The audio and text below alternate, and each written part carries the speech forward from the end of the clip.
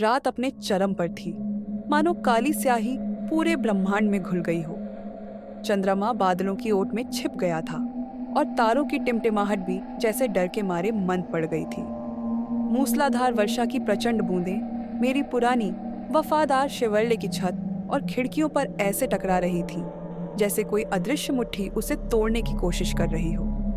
Wiper लगातार चल रहे थे, लेकिन बाहर का दृश्य फिर भी धुंधला और भयावह लग रहा था, मानो किसी बुरे सपने का हिस्सा हो। मैं एक लंबी और थकाऊ यात्रा पर था, अनगिनत मील अकेले गाड़ी चलाते हुए, और अब मेरी आंखें भारी हो रही थीं, मेरी मांसपेशियां दर्द कर रही थीं और मुझे बस एक पल के आराम की सख्त जरूरत थी। तभी बिजली की एक कौंध ने सड़क के किनारे एक पुराना जर्जर सा साइन बोर्ड उजागर किया। उसकी लकड़ी सड़ चुकी थी और पेंट उखड़ा हुआ था, लेकिन धुंधले अक्षरों में लिखा था, भूतिया पड़ाव सराय। उस नाम ने मेरी रीढ़ की हड्डी में एक ठंडी लहर दौड़ा दी। मैंने कई लोक कथाओं और स्थानीय कहानियों में इस सराय का जिक्र सुना था, एक शापित जगह जहां आत्माएं भटकती थीं और भयानक रहस्य दफन थे। मेरा मन तुरंत पीछे हटने को कह रहा था, लेकिन इस तूफानी रात में घने जंगल के बीच और कोई भी रोशनी या बस्ती दूर दूर तक दिखाई नहीं दे रही थी। मेरे पास कोई और विकल्प नहीं था। मैंने एक गहरी सांस ली और अनिच्छा से अपनी कार को सराय के कच्चे पत्थरीले रास्ते पर मोड़ दिया। सराय एक विशाल विक्टोरियन युग की इमारत थी, जो अंधेरे और बारिश में और भी भयानक लग रही थी। उसकी ऊंची मीनारें काले आकाश की ओर डरावनी उंगलियों की तरह इशारा कर रही थी।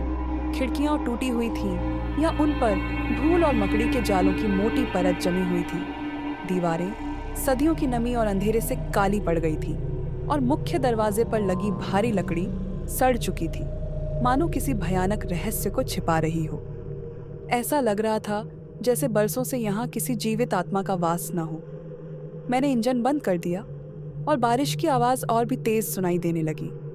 कार से बाहर निकलने में भी डर लग रहा था, लेकिन थकान इतनी हावी थी कि मैंने हिम्मत करके दरवाज़ा खोला और कीचड़ भरे रास्ते पर कदम रखा।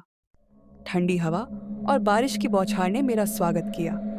मैं भागकर सराय के मुख्य दरवाजे तक पहुंचा और भारी जंग लगे पीतल के नौकर को धीरे से खटखटाया। कुछ देर तक भयावह चुप्पी छाई रही, सिर्फ बारिश की लगातार टपटपाहट सुनाई दे रही थी। फिर अंदर से एक धीमी घिसटने वाली आवाज आई, जैसे कोई भारी चीज फर्श पर रगड़ रही हो, और दरवाजा धीरे धीरे चरमराते हुए खुला। सामने एक बूढ़ा आदमी खड़ा था, जिसकी उम्र का अनुमान लगाना मुश्किल था। उसका चेहरा झुर्रियों से भरा हुआ था, मानो सदियों के दुख और रहस्य उस पर अंकित हों, और उसकी छोटी धन सी हुई आंखें अंदर गहराई तक खालीपन और एक अजीब सी उदासी लिए हुए थी। उसके बिखरे हुए भूरे बाल उसके कंधों तक लटक रहे थे और उसने मैले कुचैले फटे हुए कपड़े पहने हुए थे। उसकी पतली होंठों पर एक अजीब सी उदास मुस्कान तैर रही थी, जो किसी भी तरह से आश्वस्त करने वाली नहीं थी। क्या चाहिए? उसने धीमी कर्कश आवाज में पूछा, जो बरसों की चुप्पी और अकेलेपन से भारी लग रही थी। मुझे रात बिताने के लिए एक कमरा चाहिए, मैंने अपनी घबराहट को छिपाते हुए कहा, हालांकि मेरी आवाज थोड़ी कांप रही थी।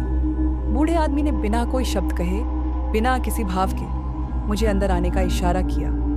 सराय के अंदर का माहौल बाहर से भी ज्यादा भयानक था। धूल और मकड़ी के जालों की मोटी परत हर चीज पर जमी हुई थी। लॉबी में पुरानी टूटी हुई कुर्सियां और एक विशाल धूल से सना हुआ काउंटर पड़ा था, जिसके पीछे अंधेरा छाया हुआ था।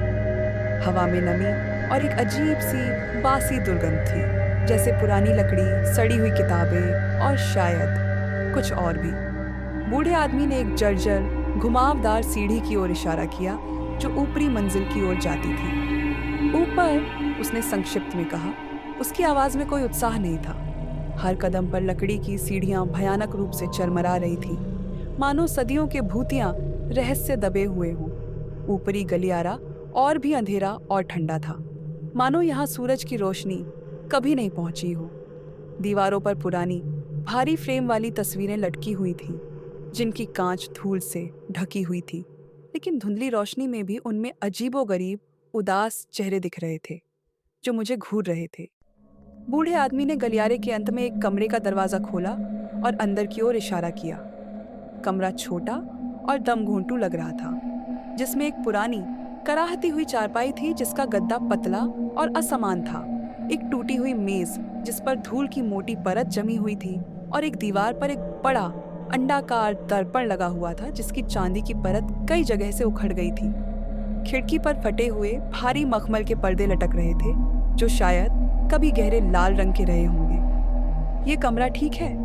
मैंने कहा, हालांकि मेरा मन डर से भरा हुआ था और मैं बस यहाँ से निकल जाना चाहता था। बूढ़े आदमी ने बिना कोई भाव दिखाए एक पुरानी टिमटिमाती हुई मोमबत्ती और कुछ पुरानी नम माचिसें मेज पर रख दी और बिना कुछ कहे कमरे से बाहर निकल गया। दरवाज़ा धीरे से चरमराया और बंद हो गया और मैं कमरे में अकेला रह गया, सिर्फ मोमबत्ती की अस्थिर रोशनी में जिससे हर साधारण वस्तु पर भी एक डरावनी छाया पड़ रही थी। मैंने दरवाज़ा अंदर से बंद कर लिया और अपनी भारी कोट उतारकर बिस्तर पर बैठ गया।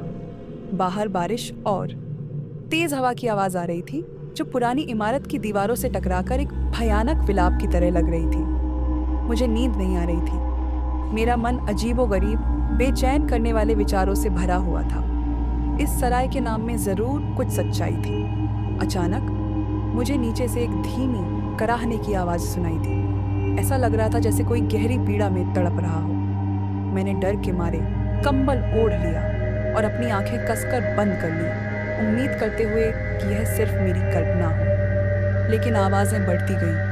कभी धीमी फुसफुसाहटें सुनाई देती, मानो कोई गुप्त बातें कर रहा हो, तो कभी भारी घिसटते हुए कदमों की आहट जो गलियारे में घूम रही हो। फिर मेरे कमरे के ठीक बाहर दरवाजे पर किसी के खरोंचने की आवाज़ आई। ऐसा लग रहा था जैसे कोई तेज नाखूनों से लकड़ी को कुरेद रहा हो, दरवाज़ा खोलने की कोशिश कर रहा हो। मेरा दिल जोर जोर से धड़कने लगा, मानो मेरी छाती फाड़कर बाहर निकल जाएगा। मैंने अपनी सांस रोक ली और डर से बुरी तरह कांपने लगा। खरोंचने की आवाज़ें धीरे धीरे तेज होती गईं और फिर दरवाजे पर जोर जोर से दस्तक होने लगी, जैसे कोई गुस्से में उसे पीटे जा रहा हो। खोलो, खोलो! एक धीमी भयानक आवाज़ सुनाई दी जो किसी कब्र से आ रही हो। मैं बिस्तर से उठकर खड़ा हो गया। मेरा शरीर ठंडे पसीने से भीगा हुआ था। मैंने हिम्मत करके दरवाजे की ओर देखा, मानो किसी सम्मोहन में बंद गया हूँ। दरवाजे का पुराना जंग लगा पीतल का हैंडल धीरे धीरे अनिश्चित रूप से घूम रहा था। मैंने तेजी से पीछे हटकर कमरे के अंधेरे कोने में छिप गया, अपनी पीठ ठंडी दीवार से सटा ली। दरवाज़ा धीरे धीरे चरमराते हुए खुला और कमरे में ठंडी नम हवा का एक झोंका आया जो किसी कब्र से आ रही हो। दरवाजे पर कोई नहीं था। मैं डर के मारे एक दबी हुई चीख निकाल बैठा। यह क्या हो रहा था? क्या यह सच में एक भूतिया जगह थी जैसा कि कहानियों में कहा जाता था? तभी कमरे के एकमात्र दर्पण में मुझे एक धुंधली सी आकृति दिखाई दी। एक औरत जिसके लंबे काले बाल बिखरे हुए थे और उसका चेहरा भयानक रूप से पीला और विकृत था, मानो उसने बरसों से सूरज की रोशनी न देखी हो। उसकी आंखें बड़ी और खाली थीं, उनमें अथाह दुख और उदासी भरी हुई थी।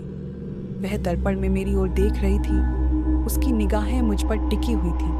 मैं डर के मारे भागने लगा। मैंने दरवाज़ा खोला और अंधेरे गलियारे में पूरी ताकत से दौड़ने लगा। पीछे से उस औरत की धीमी दर्दनाक रोने की आवाज़ आ रही थी जो मेरे कानों में गूंज रही थी। मैं जर्जर सीढ़ियों से नीचे भागा। मेरे पैर लड़खड़ा रहे थे और अंततः लॉबी में पहुंच गया। बूढ़ा आदमी अभी भी वहीं खड़ा था, काउंटर के पीछे। उसकी आंखों में वही गहरा खालीपन और उदासी थी। क्या हुआ?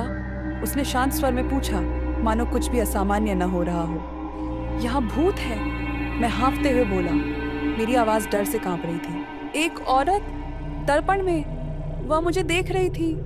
बूढ़ा आदमी धीरे से मुस्कुराया, लेकिन उसकी मुस्कान में कोई खुशी या सहानुभूति नहीं थी। हाँ, उसने कहा।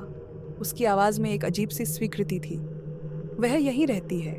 वह इस सराय की मालकिन थी। कुछ साल पहले उसके पति ने उसे धोखा दिया और फिर उसे मार डाला। उसकी आत्मा को शांति नहीं मिली है। तो तुम जानते थे? मैंने गुस्से और डर से कहा। तुमने मुझे क्यों नहीं बताया? बूढ़े आदमी ने अपने पतले झुर्रीदार कंधे उचकाए। कोई सुनता नहीं है, सब डर कर भाग जाते हैं। तभी लॉबी में ठंडी हवा का एक और झोंका आया और कमरे का तापमान अचानक गिर गया। वह भयानक औरत धीरे धीरे सीढ़ियों से नीचे उतर रही थी। उसकी चाल धीमी और दर्दनाक थी, मानो हर कदम उसे असहनीय पीड़ा दे रहा हो।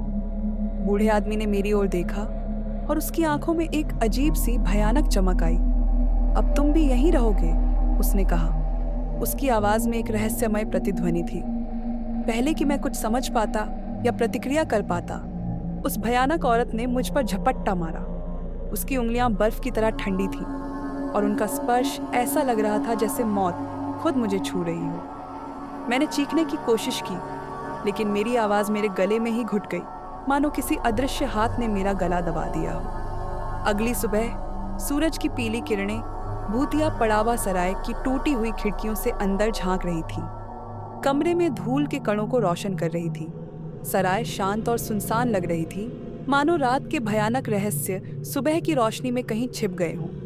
बारिश रुक चुकी थी और आसमान साफ था, लेकिन सराय के अंदर का ठंडापन और उदासी अभी भी बरकरार थी। एक राहगीर जो उस सुनसान सड़क से गुजर रहा था ने सराय के बाहर खड़ी मेरी लावारिस कार देखी और जिज्ञासावश अंदर गया। लॉबी में उसे बूढ़ा आदमी काउंटर पर झुका हुआ मिला। उसकी आंखें बंद थीं, मानो गहरी नींद में सो रहा हो। और सीढ़ियों के पास उसे एक और आदमी मिला, मैं। मेरी आंखें खुली हुई थीं, लेकिन उनमें कोई हरकत नहीं थी, कोई जीवन नहीं था। मेरे चेहरे पर डर का एक स्थायी भाव जमा हुआ था, मानो मैंने अपनी आखिरी सांस में किसी भयानक दृश्य को देखा हो। भूतिया पड़ावा सराय ने एक और अनजान यात्री को अपनी शापित दीवारों के भीतर कैद कर लिया था। और उस रात जब चंद्रमा फिर से बादलों से बाहर निकलेगा और अपनी ठंडी रोशनी सराय पर डालेगा, तो सराय के अंधेरे गलियारों में 3 आत्माएं भटक रही होंगी। सराय की मालकिन, उसका कातिल पति और अब मैं हमेशा के लिए उस भयानक रहस्य का हिस्सा बन गए।